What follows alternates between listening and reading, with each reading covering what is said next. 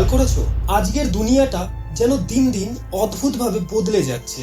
পাপ যেভাবে মাথা তুলছে, অহিংসা, সততা, নৈতিকতা এগুলো যেন হঠাৎ করে মুছে যাওয়ার মতো মিলিয়ে যাচ্ছে।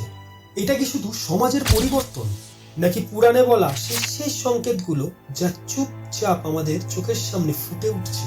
মনে হয় না কখনো যেন অদৃশ্যভাবে কেউ পৃথিবীকে টেনে নিচ্ছে অন্ধকারের দিকে? এদিকে অনাচার দিন দিন যেভাবে বাড়ছে, মনে হয় না মানবতার আলোটা যেন একটু একটু করে নিভে যাচ্ছে? তবুও এই অন্ধকারের মধ্যেই রয়েছে এক রহস্যময় ইঙ্গিত। পুরাণে বলা হয়েছে, যখন রাজারা প্রজাদের শোষণ করবে, নারীরা দাসীদের মতো জীবিকা নির্বাহ করবে, সমাজে হিংসা, প্রতারণা বাড়বে, মানুষের আয়ু কমে যাবে, শাস্ত্রাধ্যয়ন বন্ধ হয়ে যাবে, ব্রাহ্মণরা কৃষিকাজ করবে, অধর্মের উত্থান হবে, সাধুদের উপর অত্যাচার হবে এবং ধর্মের সম্পূর্ণ হানি ঘটবে। ঠিক তখনই অবতারিত হবেন নারায়ণের শেষ অবতার ভগবান কল্কি। ঠিক যেমন শ্রীমদ্ ভগবদ গীতায় শ্রীকৃষ্ণ বলেছিলেন, यदा यदा हि धर्मस्य ग्लानिर्भवति भारत अभ्युत्थानम धर्मस्य पदत्यानं सृजाम्यहम् परित्राणाय साधूनां विनाशाय चतुष्कृतं धर्म संस्थापनार्थाय সম্ভবামি যুগে।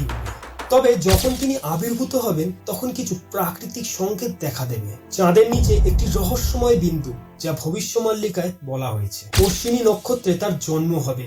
তার আগে অন্ধকার যুগ, মানে আকাশীয় অন্ধকার দেখা যাবে। 7 দিন অন্ধকার, ধ্বংসের মুখে এই 7 দিন পৃথিবীতে আলো প্রবেশ করবে না। এটাই কল্কির আগমনের পূর্বাভাস। আর মানুষের হৃদয়ে এক অজানা অস্থিরতা জাগবে। সব মিলিয়ে মনে হবে কিছু একটা ঘটতে চলেছে, যেন কেউ 1000 বছরের প্রতীক্ষার পর ধীরে ধীরে প্রস্তুত হচ্ছে।